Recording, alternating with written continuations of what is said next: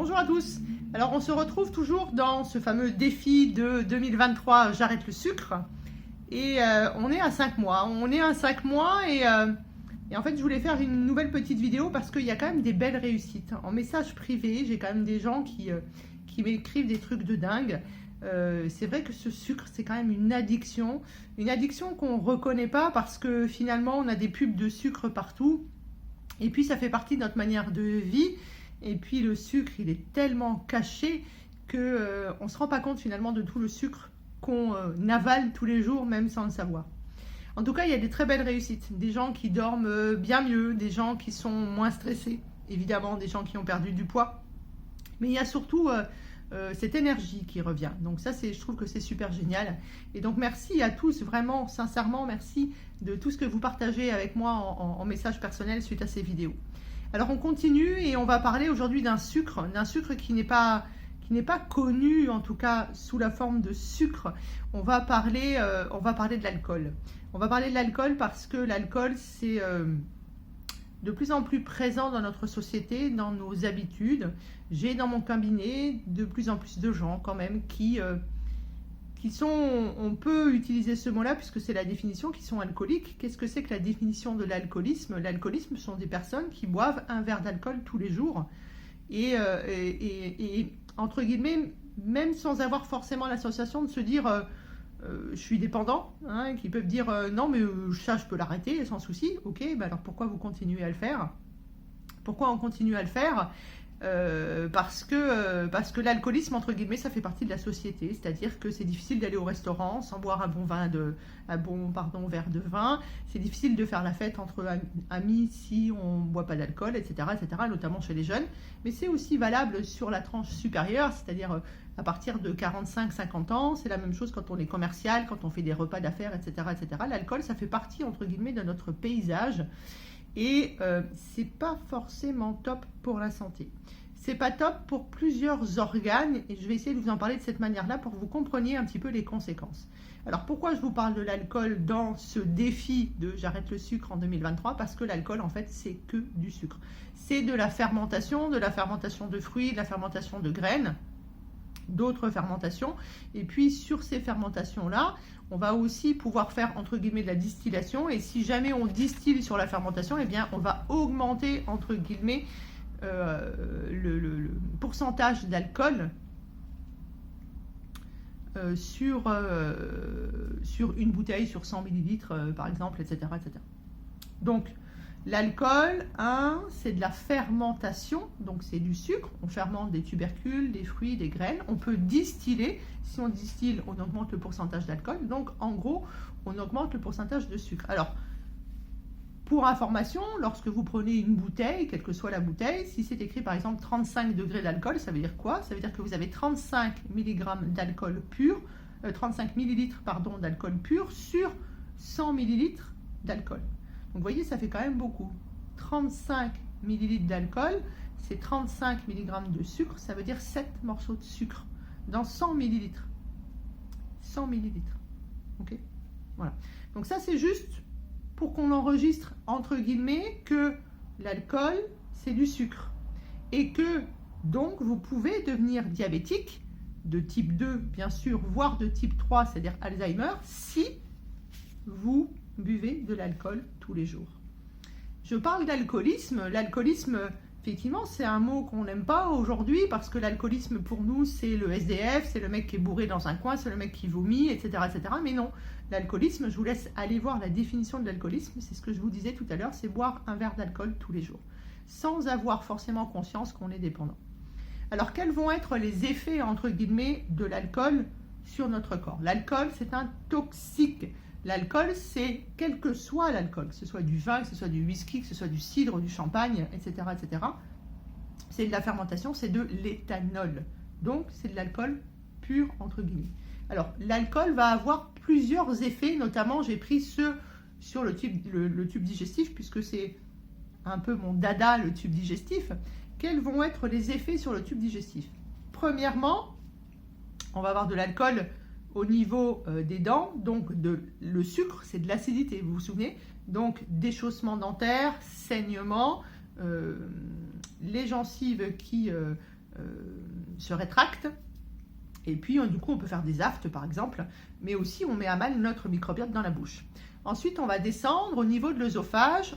L'alcool, l'éthanol, va diminuer le fameux péristaltisme, c'est-à-dire l'avancée du bol alimentaire pour aller jusqu'à l'estomac. C'est ce qui fait que de temps en temps, on a des remontées acides, des sensations d'être un peu oppressé là, et d'avoir une boule dans la gorge. C'est l'alcool qui fait ça. Ensuite, on descend, il va y avoir une grosse action. Celui qui est le plus mis à mal, entre guillemets, comme viscère, c'est-à-dire comme organe creux, c'est l'estomac. Pourquoi? Parce que dans l'estomac, si vous suivez un petit peu mes vidéos, vous savez qu'il y a de l'acidité dans l'estomac, que cette acidité va transformer, entre guillemets, le pepsinogène en pepsine pour qu'on puisse découper, notamment pour qu'on puisse découper les protéines. Et puisque l'estomac contient de l'acidité, il a une muqueuse, c'est-à-dire un entourage, un ensemble de cellules qui est protégé par du mucus.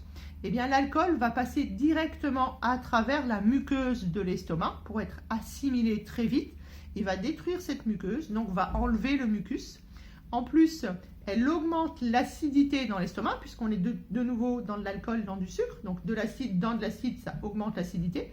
Donc prendre de l'alcool, même si ce n'est pas tous les jours, l'alcool, ça augmente l'acidité dans l'estomac. Donc de nouveau pareil, ça augmente les remontées acides.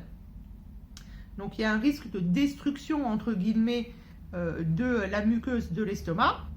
Donc de faire des trous. Donc tous les jours, à chaque fois que je bois un petit verre d'alcool, je fais des petits trous dans la muqueuse, je fais des petits saignements. Et ça peut donner que du coup, derrière, vous pouvez être jusqu'en anémie à cause de l'alcool. Ensuite, on se souvient que dans l'estomac, c'est là où on assimile la vitamine B9 et surtout la vitamine B12, en tout cas qu'on fait le nécessaire pour pouvoir l'assimiler au niveau de l'iléon. Si bien entendu l'estomac ne marche plus correctement, vous allez manquer de ça et vous allez augmenter votre risque d'anémie qui est déjà présent par les micro-saignements que vous avez tous les jours. Ensuite, l'alcool au niveau de l'estomac, ça va diminuer une hormone. Enfin, je dis deux choses, c'est-à-dire la première c'est l'hormone qui s'appelle la gastrine. La gastrine, elle est indispensable pour le bon fonctionnement de votre système digestif complet. Deuxièmement, ça va diminuer la fameuse pepsine qui est l'hormone, enfin pas l'hormone, pardon, qui est le petit ciseau, qui est l'enzyme qui permet de digérer tout ce qui rentre au niveau de l'estomac, qui doit être digéré là, qui s'appelle les protéines, qu'elles soient animales ou végétales.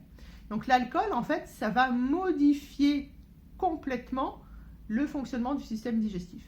L'alcool, c'est du sucre pur, c'est de l'éthanol, donc entre guillemets, il ne supporte aucune modification dans l'organisme, il est assimilé directement, il y a une absorption directe, c'est pour ça que quand vous buvez, ça peut rapidement vous monter à la tête.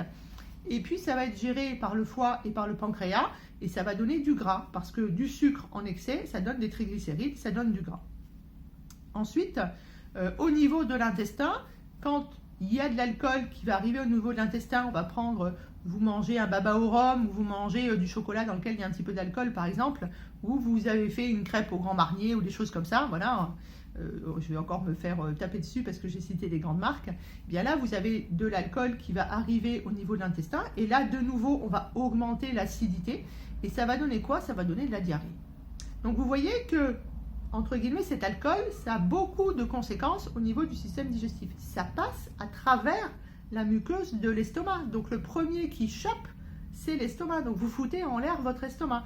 Et comme ça donne des remontées acides, vous prenez un inhibiteur de la pompe à protons. Et là, vous êtes dans le caca, parce que derrière le système digestif, il est HS.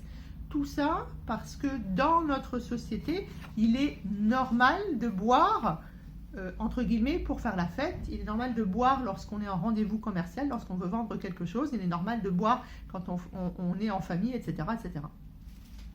Ensuite, évidemment, on le sait, ça donne une cirrhose au niveau du foie. Ça va très vite, la cirrhose avec l'alcool. Ça va encore plus vite chez les femmes que chez les hommes. Et puis, c'est un sucre. Donc, un sucre qui va être traité par le pancréas, on le verra juste derrière, mais qui va être traité par le foie aussi. Ça va faire du foie gras, puisque trop de sucre vont donner du gras, et notamment des triglycérides qui vont se mettre autour du foie.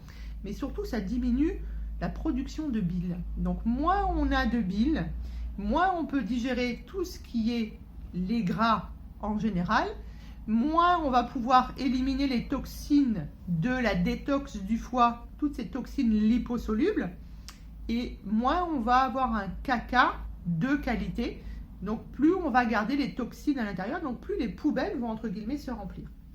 Ensuite, logique, c'est du sucre. Qui est-ce qui va s'en occuper? Le pancréas. Donc à chaque fois que vous prenez de l'alcool, vous fatiguez votre pancréas, vous devenez diabétique, vous faites de la résistance à l'insuline. Donc, en plus, entre guillemets, de tout ça, eh bien l'alcool, ça déshydrate. C'est du sucre, comme à chaque fois que vous mangez du sucre, vous êtes déshydraté. Et d'ailleurs, entre guillemets, les anciens disaient, si tu ne veux pas avoir la gueule de bois après avoir fait la fiesta, c'est un verre d'alcool, un verre d'eau, un verre d'alcool et un verre d'eau. Aujourd'hui, moi je vous dis, c'est de l'eau, de l'eau, de l'eau, de l'eau, et quasiment pas d'alcool, sauf aux vraiment très grandes occasions, et avec parcimonie, parce que vous avez vu quand même tous les dégâts que donne l'alcool dans le corps. C'est-à-dire qu'aujourd'hui, moi j'ai des consultants qui sont diabétiques, parce qu'ils boivent de l'alcool de manière régulière. L'alcool, c'est du sucre, ça fout en l'air tout le tube digestif de la bouche, l'œsophage, l'estomac, le foie, le pancréas, l'intestin, et puisqu'il y a moins de bile, il y a un caca qui est de moins bonne qualité, ça vous donne des diarrhées au réveil. Ça vous fait prendre du poids, ça vous fait avoir un foie gras, ça vous fait avoir des triglycérides, ça vous fait avoir du cholestérol, et puis ça vous met donc du coup en syndrome métabolique. Et puis il y en a un autre qui prend aussi, qui n'est pas dans le système digestif, ça s'appelle la caboche. Parce que l'alcool, je vous ai dit, ça déshydrate. Et le cerveau, il a horreur d'être déshydraté. Ensuite, le pourcentage d'alcool, donc ce fameux degré que vous avez sur la bouteille, puisque ça passe très vite dans le sang, il monte aussi au niveau du cerveau.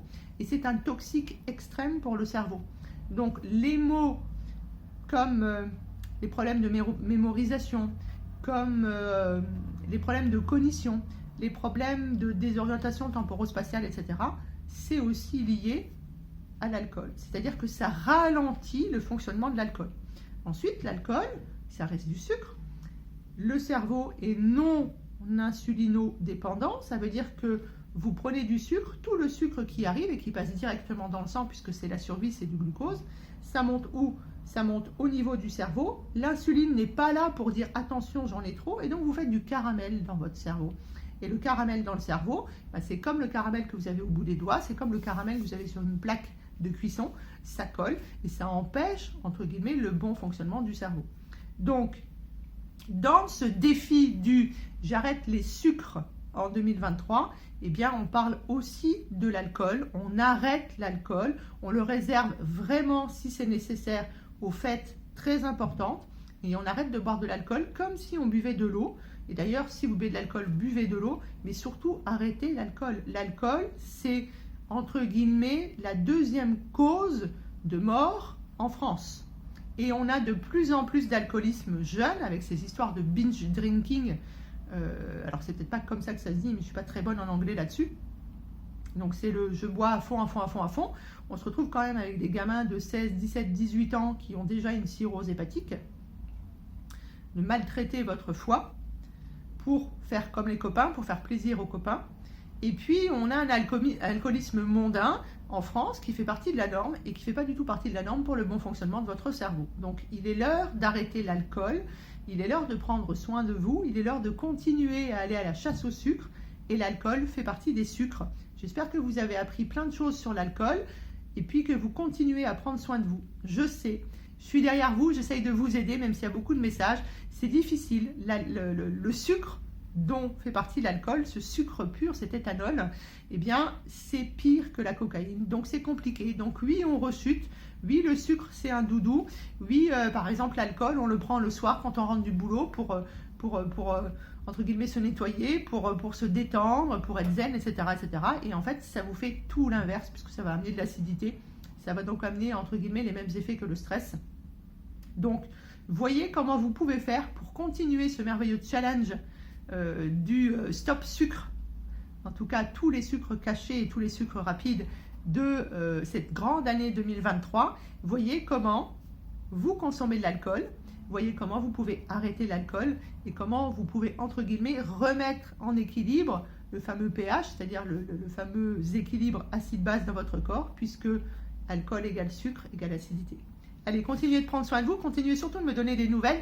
Je voulais féliciter Marie-Pierre, parce que Marie-Pierre, quand même, sur ce défi du sucre qu'elle a commencé à la première vidéo en janvier, elle est à moins 14 kilos aujourd'hui. Donc bravo Marie-Pierre, toutes mes félicitations.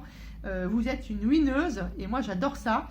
Surtout ce qu'il y a de bien, c'est que vous vous dites, ben, finalement, après la période de difficulté qui arrive en général au bout des 3 semaines, eh bien ça va de mieux en mieux et vous êtes remis à marcher, vous êtes remis entre guillemets à faire une activité physique, vous êtes remis à cuisiner.